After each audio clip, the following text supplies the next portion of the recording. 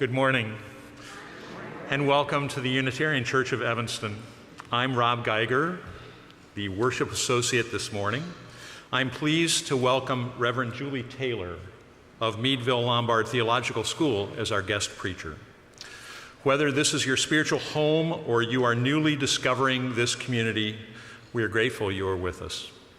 We are an inclusive and welcoming community seeking truth and love and striving to nurture the human spirit for a world made whole.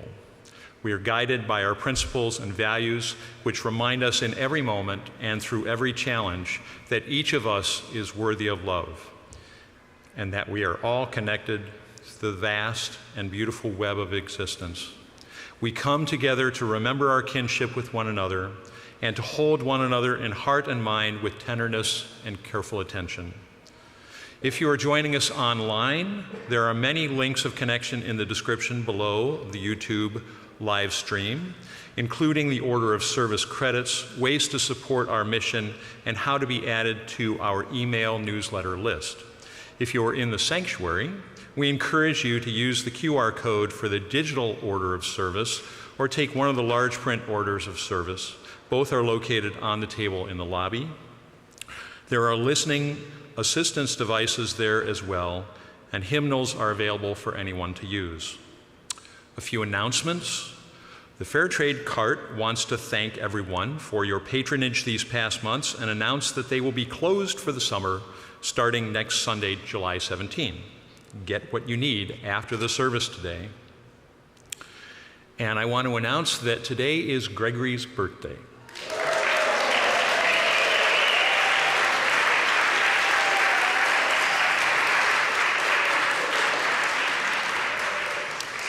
As we begin our worship service, those joining us online are invited to gather your chalice as we join in beloved community. Welcome to worship.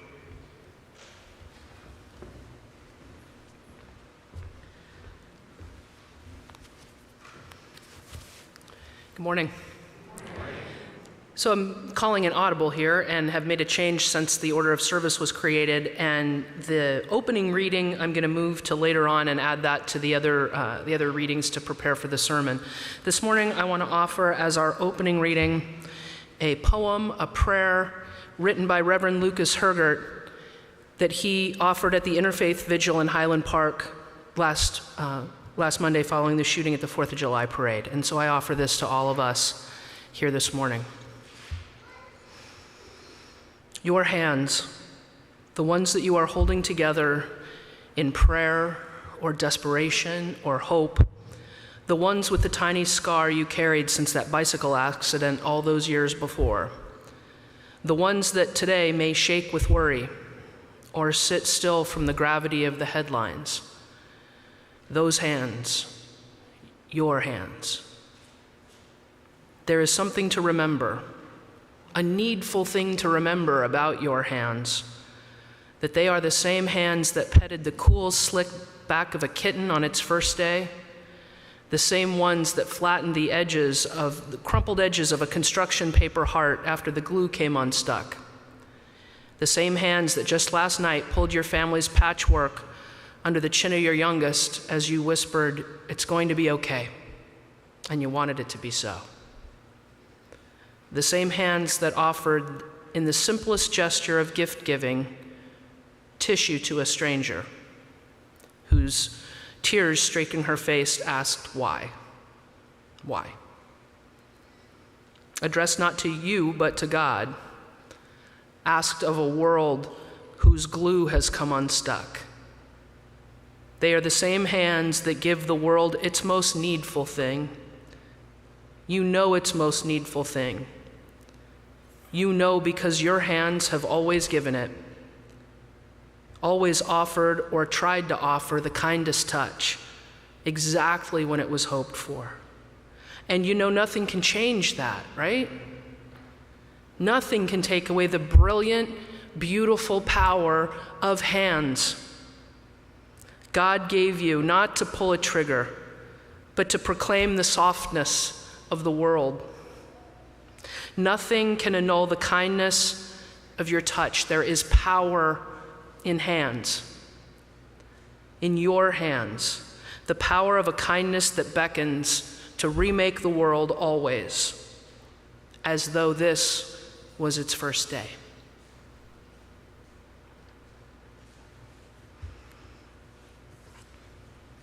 This morning, it's a little different in the sanctuary. We have 7 candles lit in front of the chalice in memory of the 7 people who died in the Highland Park shooting on Monday.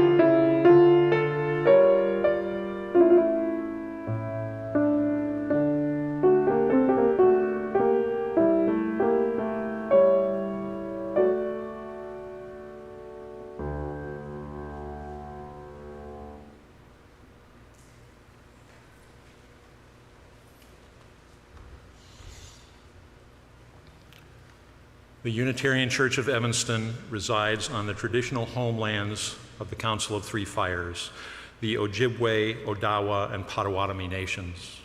This land was recorded as being transferred from the local Potawatomi community to the U.S. government in 1829, and then was sold to white settlers. After decades of violent encroachment by the French, British, and then U.S. American settlers, the Potawatomi community had no choice but to sell before they were forcefully removed west of the Mississippi. The Chicagoland area is now home to one of the largest and most diverse urban Native communities in the U.S. Our faith calls us to name these realities with honor and respect as one small effort toward finding greater accountability, deeper relationship, and mutuality with contemporary indigenous communities for the land which we use as sacred space, for the animals and plants that have been sustained by this land, and for our ancestors and descendants who are and will become part of the earth. Chalice lighting. As members of our reproductive justice group light our chalice, symbol of our living tradition, please join in saying the words on the screen by Brian Kiely. In times of darkness, we stumble toward the tiny flame. In times of cold, we seek the warming fire. In times of repression, we reach for the lamp of truth. In times of loss, we pray for the comforting light. In times of joy, we light a candle of celebration. Spirit of life, as we kindle this light, help us find what we need this day. And please rise and join us in saying the words of our covenant. Love is the spirit of this church, and service is its law. This is our great covenant, to dwell together in peace, to seek the truth in love, and to help one another. And before we sing our opening hymn, let's turn to one another briefly to say good morning. Try to greet someone sitting near you, but who you don't know yet.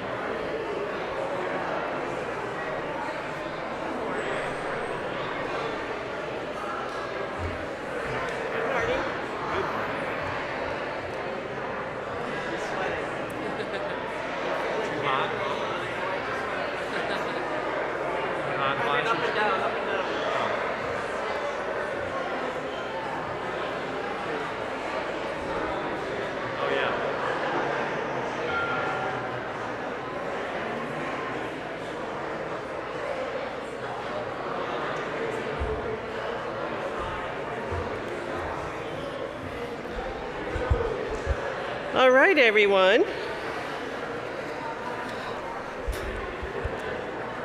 Maybe hit it harder.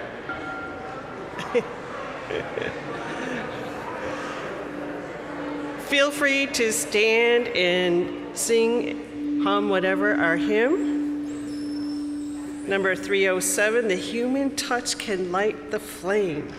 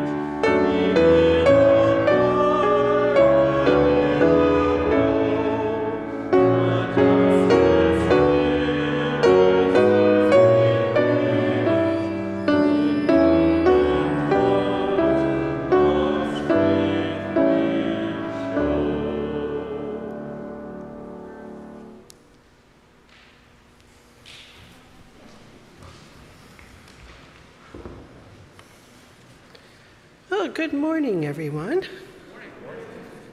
What a beautiful day. Today's Time for All Ages is Duck for President. Feel free to embellish if you feel the need. Well, running a farm is very hard work. At the end of each day, Farmer Brown is covered from head to toe in hay, horsehair, seeds, sprouts, feathers, filth, mud, muck, and coffee stains. He doesn't smell very good either. The animals have chores to do too. Pigs clean under the beds, cows weed the garden, sheep sweep the barn, and duck takes out the trash, mow the lawn, and grounds coffee beans. At the end of each day, the pigs are covered in lint bunnies. The cows are covered in weeds. The sheep are covered in dust.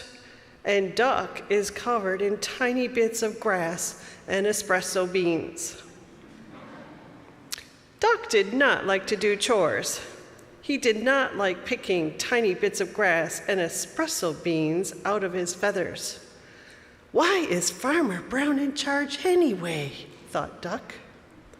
What we need is an election. He made a sign and hung it up in the barn. It says, Farmer Brown must go. Yeah, farm election tomorrow. The next morning, Farmer Brown found a note on his front door. Vote Duck for a kinder, gentler farm. Farmer Brown was furious. He ran to the barn and found the animals registering to vote. Voter registration. The voters must, first, live on the farm. Second, show a valid ID. 3, be at least this tall.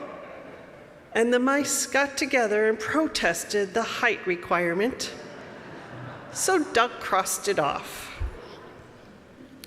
On election day, each of the animals filled out a ballot and placed it in a box. The vote was counted and the results were posted on the barn wall. F. Brown, 6, and Duck, 20. Farmer Brown demanded a recount. One sticky ballot was found stuck to the bottom of a pig. The new tally was Father Brown, 6, and Duck, 21. The voters had spoken. Duck was officially in charge.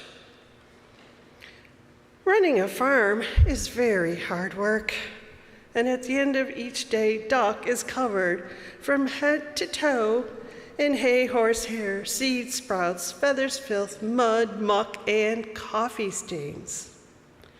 Running a farm is no fun at all, thought Duck. That night, Duck and his staff started working on Duck's campaign for governor. Duck hit the campaign trail. He visited small town diners. He marched in parades. He went to town meetings. He gave speeches that only other ducks could understand. On election day, the voters filled out their ballots in booths all over the state, and the vote was counted, the results posted in the local paper. Ms. Governor, 299,999. Duck, 300,000. The governor demanded a recount. 2 sticky ballots were found stuck to the bottom of a plate of pancakes. So the new tally was Ms. Governor, 299,999, and Duck, 300,002. The voters had spoken, and Duck was officially in charge. Now, running a state is very hard work, and at the end of each day, Duck was covered from head to toe in hairspray, ink stains, Scotch tape, fingerprints, mayonnaise, and coffee stains. And he had a very bad headache. Running a state is no fun at all, thought Duck. That night, Duck and his staff started working on posters for the presidential election. So Duck hit the campaign trail. He kissed babies in local diners. He rode in parades. He gave speeches that only other ducks could understand. And he even played the saxophone on late night television. On election day, the voters filled out their ballots in booths all over the country. And the vote was counted and the results were announced on CNN. Mr. President, 50,546,165. Duck, 50,546,170.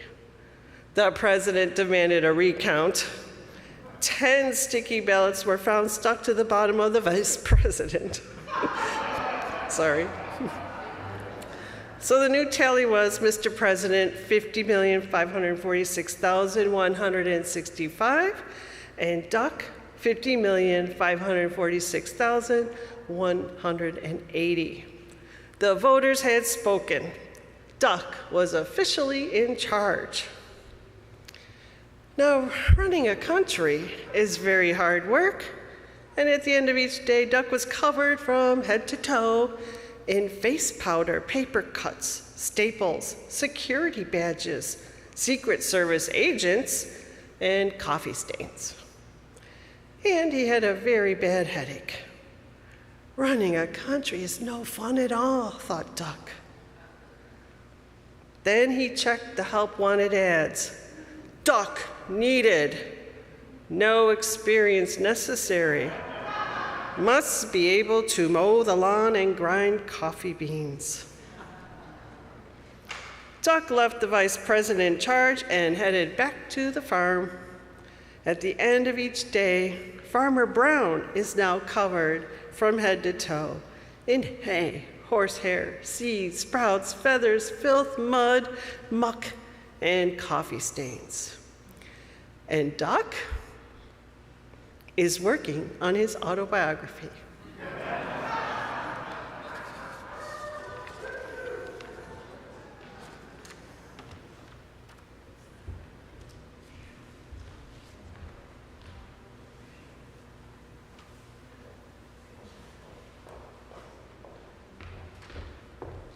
We're going to sing again.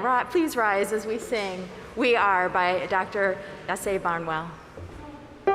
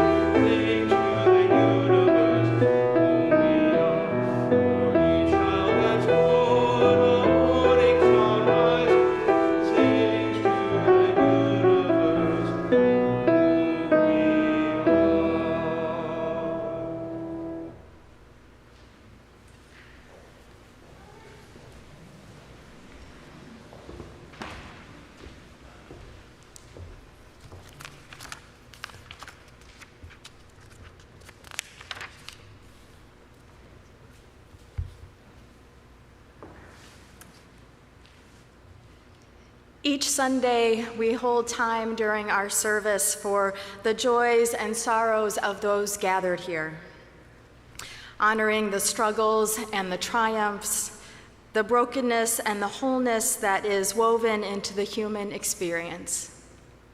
If you have something that you would like to be read aloud during our Sunday morning service, you can submit a form through the Google form on the homepage of our website. You can email Reverend Eileen or myself, or you can write it in the Joys and Sorrows book that lives in the back of the sanctuary. If you enter a joy or sorrow into the live stream chat, it will be shared with the ministers and the congregation through Realm. These are our joys and sorrows that have been shared before our service today. Sue Yoakum spent July 5th in the emergency room and is now resting at home. Good thoughts and prayers are appreciated as they navigate rest and recovery. Kathy Underwood asks for healing thoughts, energy, and prayers for her youngest child, Delaney, who voluntarily went into treatment for mental health challenges recently. This is her 7th attempt at trying to find ways to cope and be a productive and thriving young adult. We hold in our hearts the members of North Shore Unitarian Church. Reverend Lucas, who wrote the poem from our opening reading, is the minister of their congregation. Many of their congregants were in attendance, and one of their members was injured during the shooting at the Highland Park Parade on July 4th. From Andy Fisher, for all those in Highland Park who lost a loved one, and also for all of us along the North Shore who lost our first live parade, fireworks, and concert in 2 years due to that terrible mass shooting.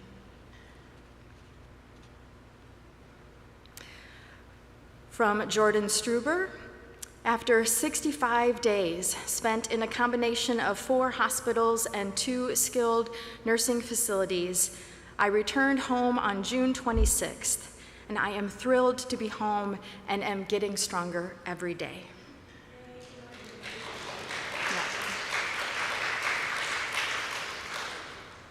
From Joan Retzloff, a joy. My 33-year-old granddaughter had successful surgery to remove a tumor from her spine on Friday. She will have a long recovery, but it is expected that she will have no remaining problems. She is close to completing her work at Starr King Theological School to become a hospice chaplain, and now her work can continue.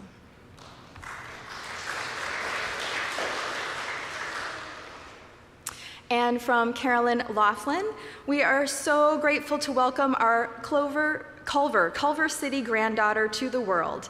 All are doing well on a little bit of sleep. And Barb and Bob Mesley. Joyful for our daughter Sarah's wedding to Caleb Smith in New Haven, Connecticut, on their lawn by the river. They are now honeymooning in southern Mexico. This sacred space is where we offer those tender things on our heart, those joys and sorrows that fill our everyday lives. Together, we expand our celebrations and we lessen our grief. Today, in addition to be invited up to light a candle for your personal hardships or joys, today you are invited to come up and also light a candle to help us hold and embrace our collective grief over the 7 deceased and 46 injured from the Highland Park shooting on Monday. Grief has moments of sadness and anger, of numbness and of action, and each of us is in a different place, but we are on this journey together. If you are at home, you're invited to take a moment to get a candle and light it with us, or to sit in a moment of silent reflection. Please rise.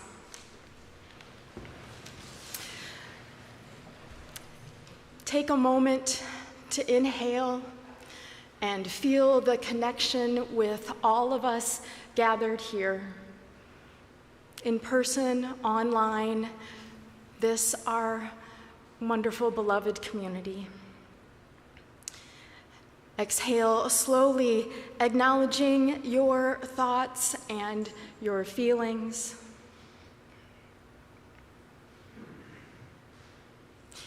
Inhaling once more, and feeling our connection to those who are not here, but who we are connected with as part of our human family. And exhaling. Please come forward to light a candle at one of the 3 tables, or you may be seated for a time of silent reflection.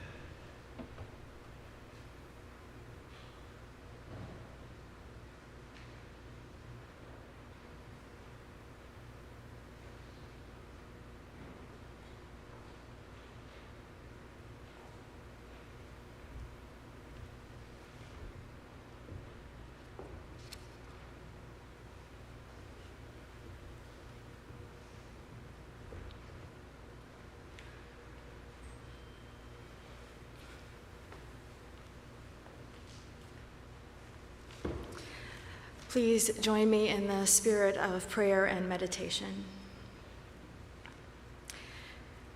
Spirit of love, we gather together today tenderly. We gather together this Sunday after another mass shooting, this time close to our home. Some of us are directly affected by the shooting in Highland Park.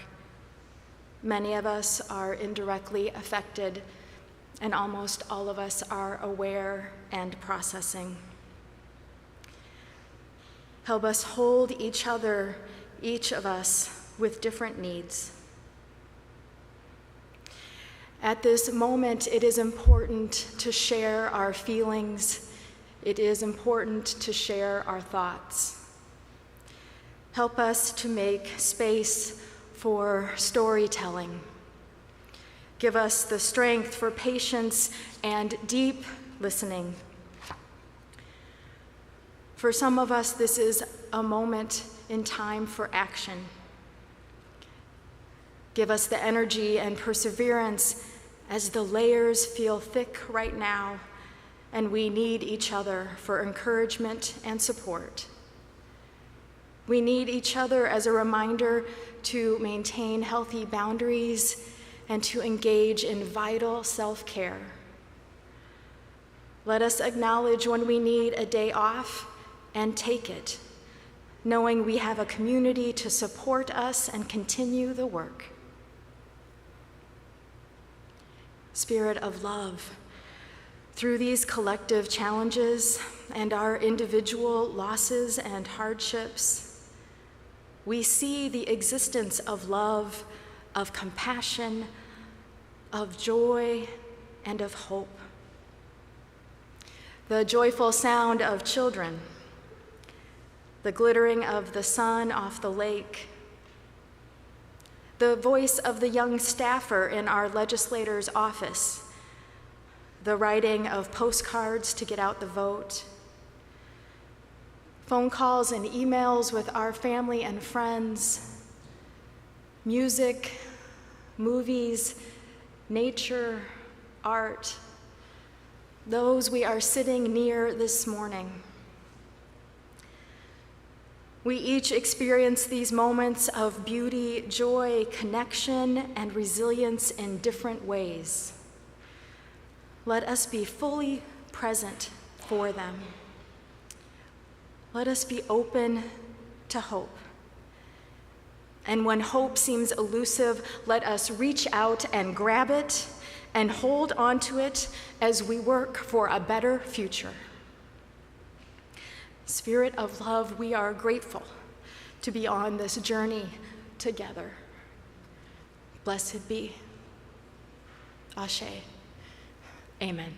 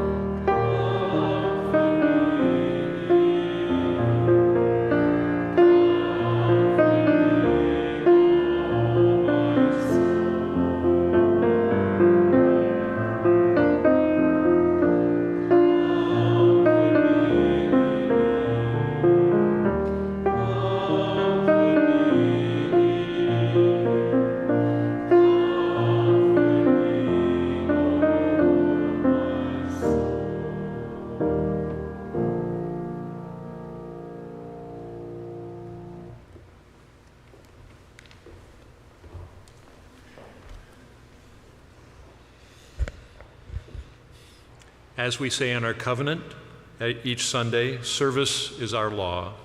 UCE is called by our mission, values, and principles to contribute to our community, to form accountable partnerships, and to express gratitude through giving. Today's offering will be shared with Marianne Center for Youth Advocacy, which is dismantling the school-to-prison pipeline with a lifeline of innovative, holistic legal and social work programs. If you are joining us from home or in the building, you may text to give, mail in a check, or give from our website. If you write a check, please indicate in the memo line if your check is for the shared offering, pledge, capital campaign, or some other giving. If you are in the sanctuary, ushers will pass the collection bowls down the aisles. Will the ushers please come forward? Please give as generously as you are able, and may what you give bring you joy.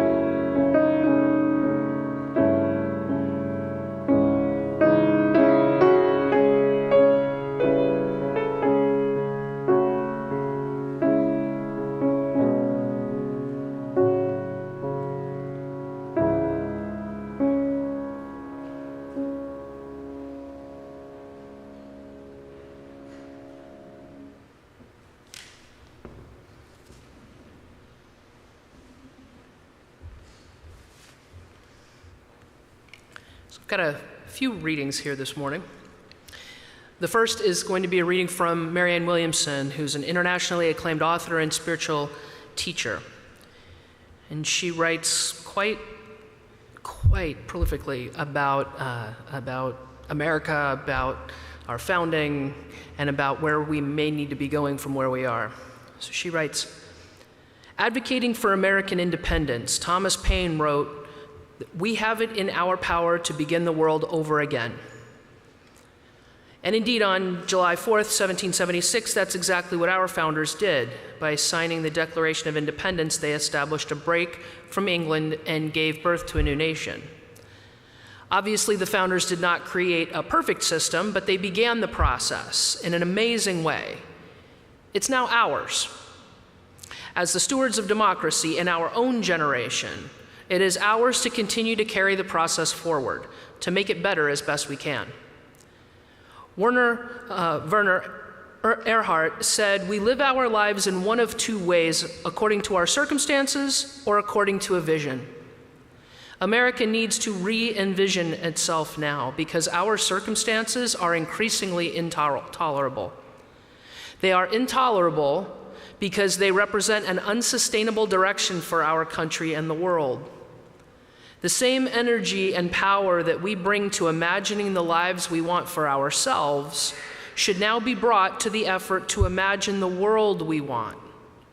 A world at peace, a world devoid of suffering, a world healthy and whole for every person. Using the power of our imaginations to envision what we want, not just reacting to the things we don't want, will activate our brains, expand our hearts, and invoke forces in the universe that seem to have no connection to the vision whatsoever, but plant a seed, conceive a possibility, and start a revolution that will one day be seen to have saved the world. And the next two readings are connected to one another. The first is the Preamble to the Constitution of the United States of America. We, the people of the United States, in order to form a more perfect union, establish justice, ensure domestic tranquility, provide for the common defense, promote the general welfare, and secure the blessings of liberty to ourselves and our posterity, do ordain and establish this Constitution for the United States of America. And the UU principles. And I know in this congregation there are 8.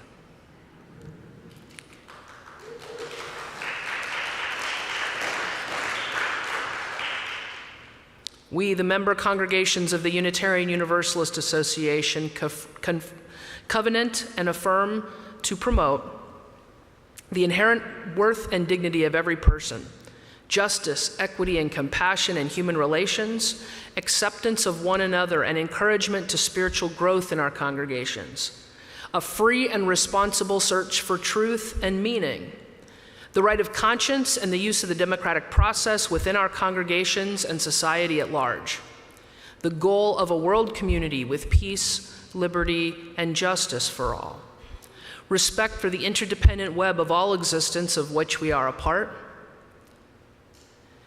journeying towards spiritual wholeness by working to build a diverse, multicultural, beloved community by our actions that accountably dismantle racism and other oppressions in ourselves and our institutions.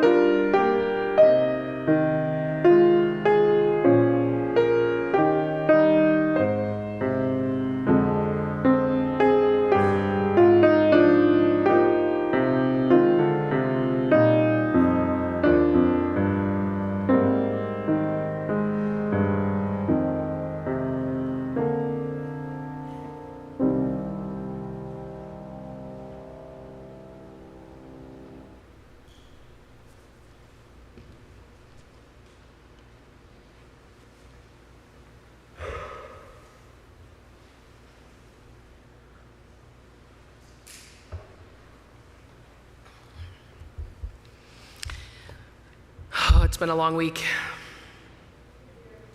It's been a long week.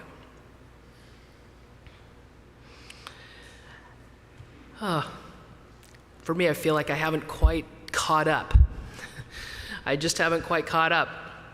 Last Saturday, my kids, Gordy and Kai, and I are in the back there, we got back from spending 2 weeks combining vacation and the UUA's General Assembly in Oregon. I love General Assembly.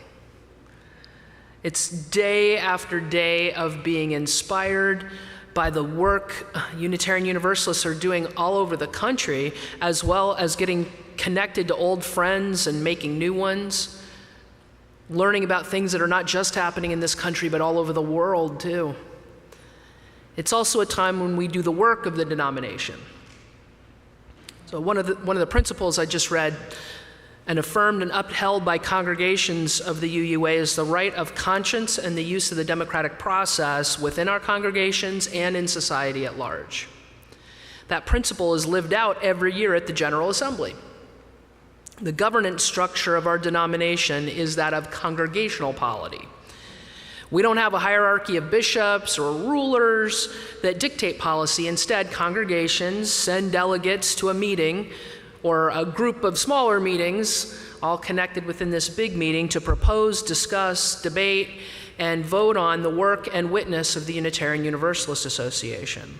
I'm sure that you all send delegates every year. And if you've never done that, if you've never been a delegate, if that hasn't been something you've been able to do, that might be something worth finding out about for next year.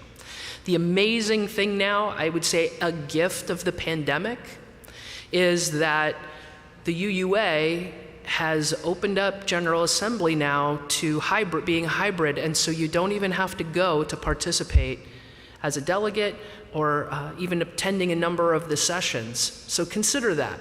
Consider that moving forward and how we engage the democracy that happens right within our own denomination. It's pretty cool when we engage in that because we're getting to live out our principles. It is exhausting too, but it's also really cool. Now, not everybody agrees on everything. I know that's probably not too shocking. And sometimes, though, it can seem like our congregations are a hotbed of sameness.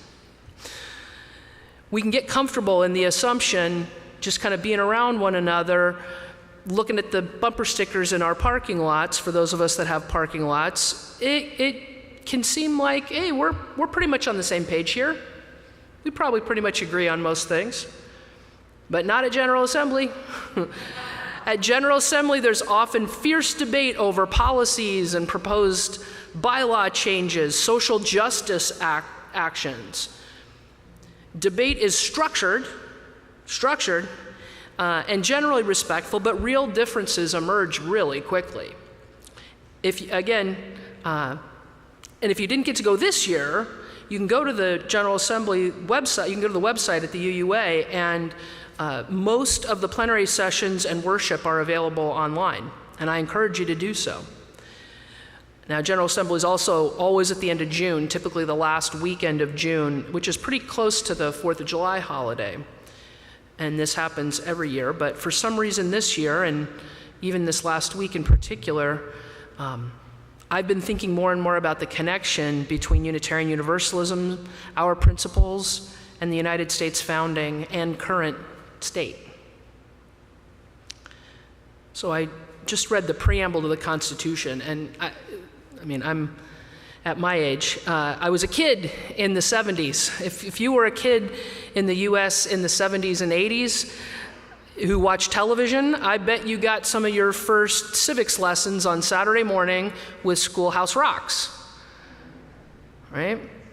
Those segments in between cartoons. And if you had kids that were kids in the 70s or 80s growing up, you would have heard that. So you didn't have to be watching it yourself, but it would have been resonating through the house. Segments like I'm Just a Bill, which taught us how laws get passed, Suffering Until Suffrage, about the women's right to vote, primarily white women, although they didn't mention that in the 70s. And then there was the preamble to the Constitution that put the words of the preamble to a catchy tune.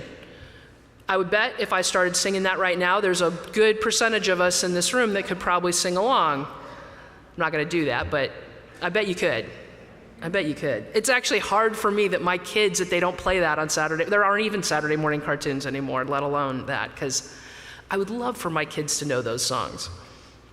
We'll watch them on YouTube later, maybe, huh? Maybe? All right. The preamble is not where we get our rights or where the government gets its power. The preamble is where the tone is set for the articles and the amendments. The preamble is where we find our values, the principles upon which the Constitution rests. Now, the UU principles, which I also read, including our 8th principle, act in a similar way for the Unitarian Universalist Association. The principles are not our polity. They are not how we govern ourselves. Instead, they're the guiding values of UU congregations and communities. While not as well known as Schoolhouse Rock, there actually is a song that many UU kids learn to remember the principles. And if you talk to kids that have gone through RE, they may know that song as well. I know there's not as many here, but you could ask them too. Both the preamble to the Constitution and UUA's principles call for something bigger than just the individual. They call us to community. Both start with we. The vision, the imagination, the idea of the United States of America and Unitarian Universalism has always been communal over individual. We as individuals obviously have a role to play, right?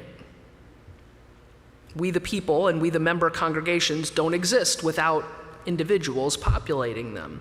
But the implicit message of these two founding statements is that that call to the greater collective, that's the peace, call to covenanted community.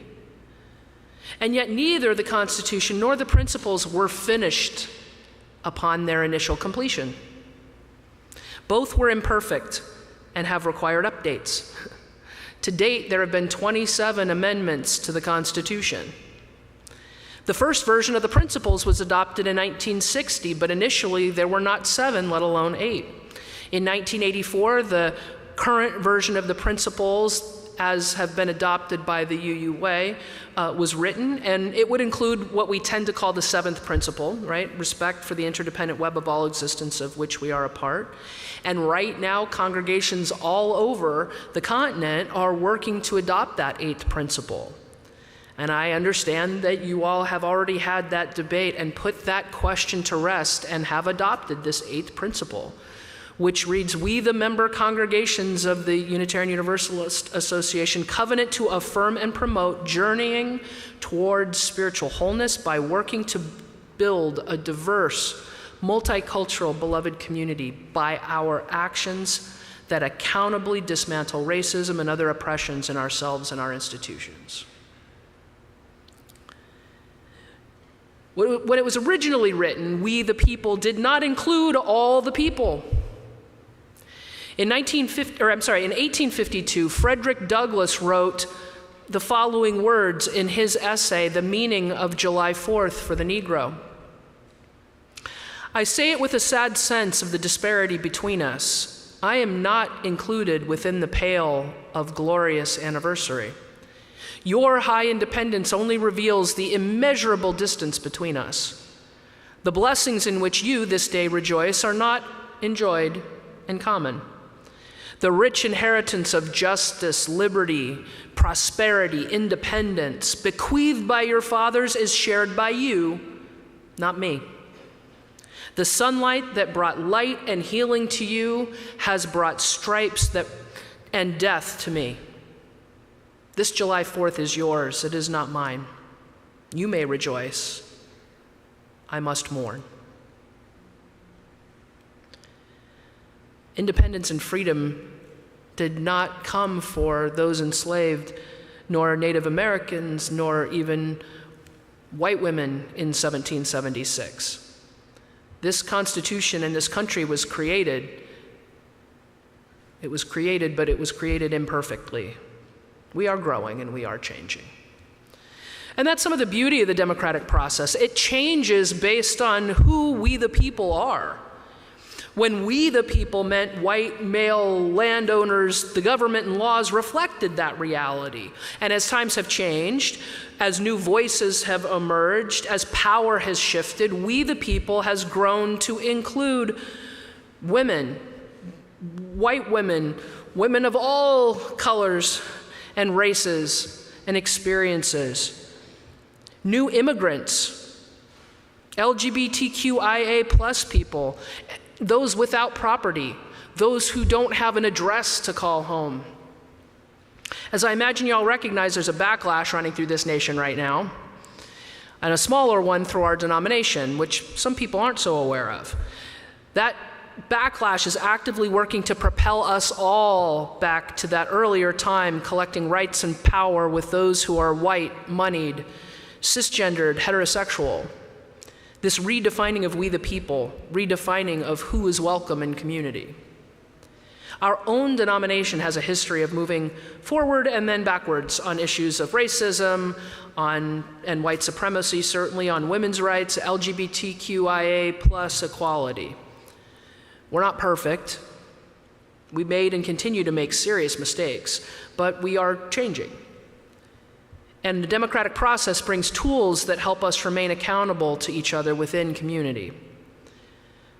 There's one big catch to the democratic process. It needs us. It doesn't show up if we don't show up. It doesn't work if we don't show up and get involved. It's not just about voting. It's not just about voting.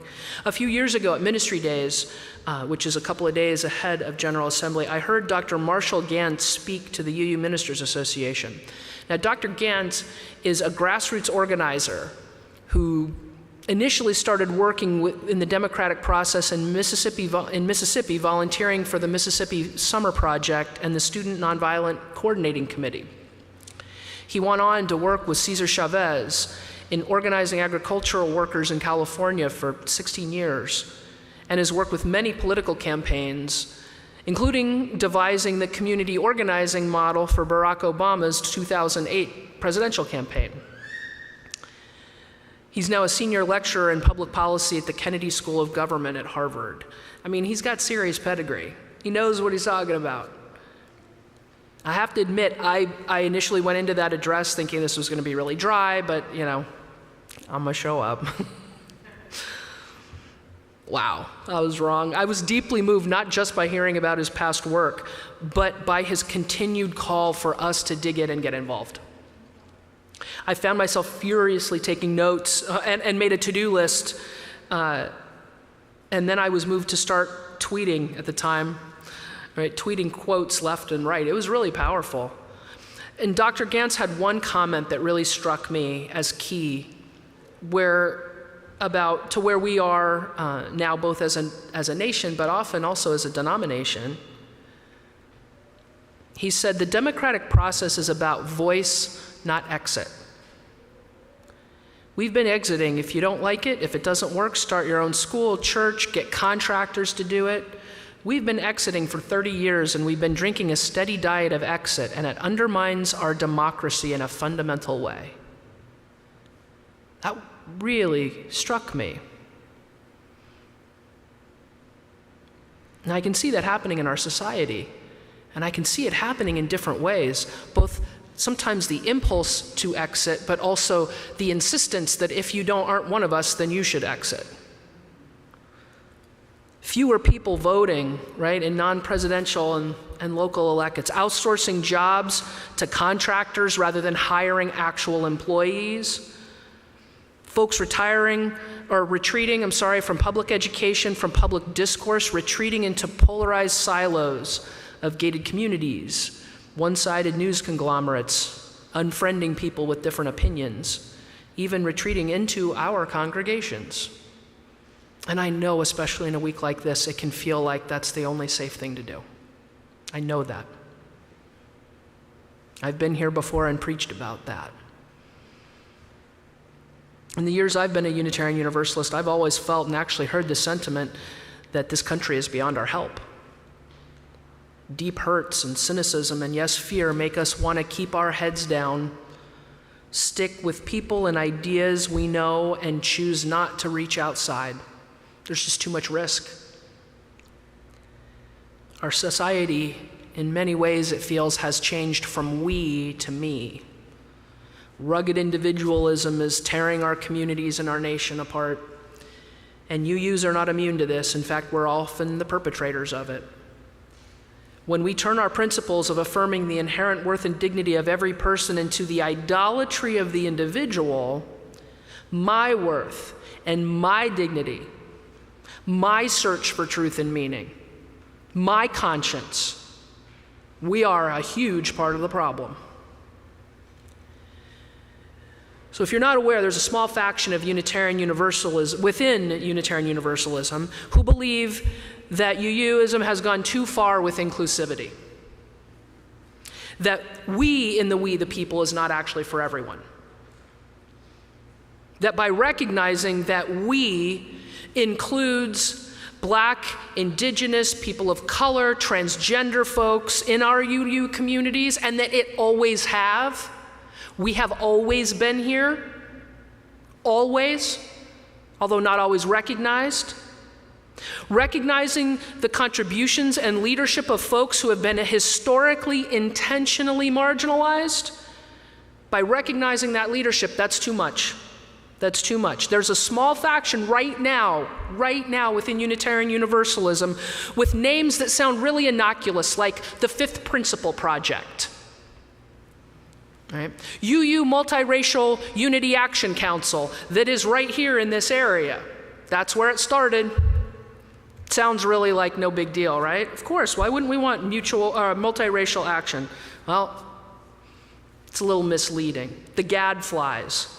Those groups are actively working to have those of us who are part of the historically and intentionally marginalized communities, they want us to exit and start our own UU denomination and leave to them what they claim is theirs. If you go on and read about some of what happened this year at General Assembly, read the bios and the statements of a few of the people that were up for the open spots in the Board of Trustees. There were contested elections. And two of the candidates spoke very openly about this, very openly and plainly, that is their desire. I agree with Marianne Williamson in the piece I read earlier. She said, the same energy and power that we bring to imagining the lives we want for ourselves should now be brought to the effort to imagine the world we want. I believe Unitarian Universalism has the values, has the possibility. This is a saving message that we have. This is a saving faith that we have that can change not just ourselves, but can change the world through creating we the people, through living our principles, not just voting, but living these principles about what it means to be a we the people out there. We have the spark, we have the history. We can be a saving force in this community, in this country. Meet the Moment, Reimagining Radical Faith Community was the theme for this year's General Assembly. Our Universalist heritage implores us to just go out and love the hell out of the world. Now is not the time to let apathy or frustration or isolationism, and I know it's hard, but even fear to take over. Women and people with uteruses need us now. Refugees need us now. Children in schools need us now. Black people, Indigenous people, people of color, white people need us now. Danbury needs us now. Highland Park needs us now. The number of cities in Texas need us now. California needs us now. Evanston needs us now. The legislature in this state needs us now. The U.S. Senate, Congress, for sure the Supreme Court need us now. Our country needs us now. Our congregations and our communities need us now. Now is not the time to retreat inward or demand exit of the leadership that is right now imagining us into an amazing future, a stronger future. Now is the time for us to use our voices, to use our votes, to use our values, to use our dollars, our words, our feet, and our hands, our presence. Now is the time to do this work that we need to do to save our world. So let's join. Amen. Ashe, blessed be.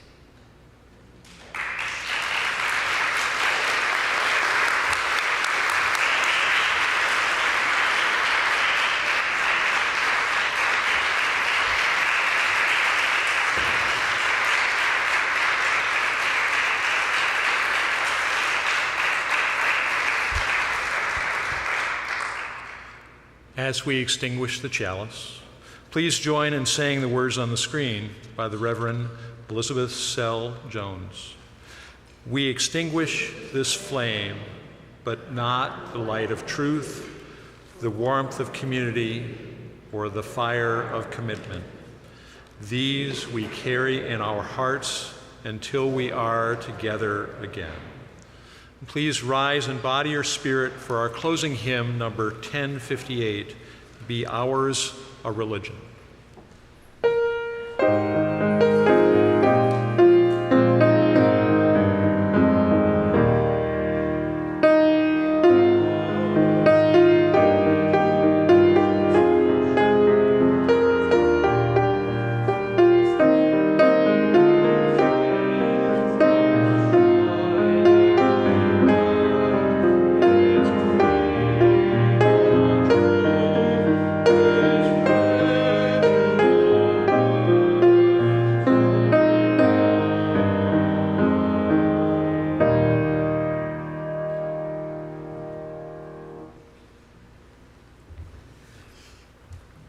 So when I lived in New York, there was a Presbyterian church in the lower 70s on Broadway. This Presbyterian church, and in the early 90s, 1991, they actually flew a rainbow flag on the top of their building, which is pretty good in 1991.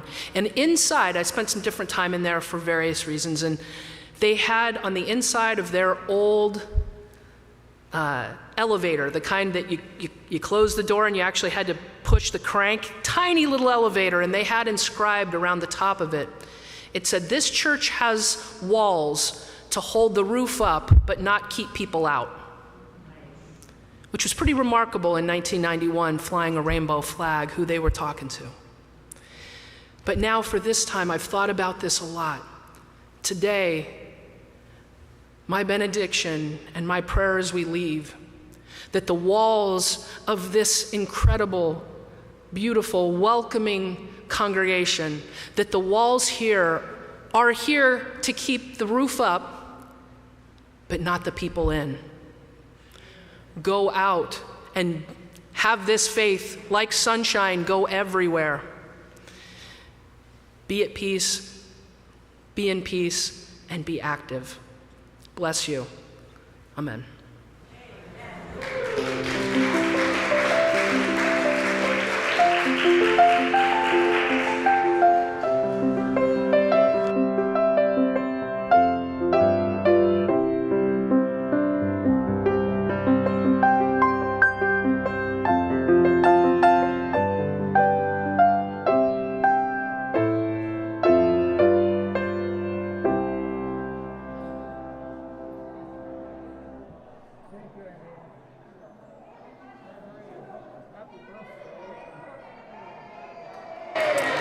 Happy birthday to you.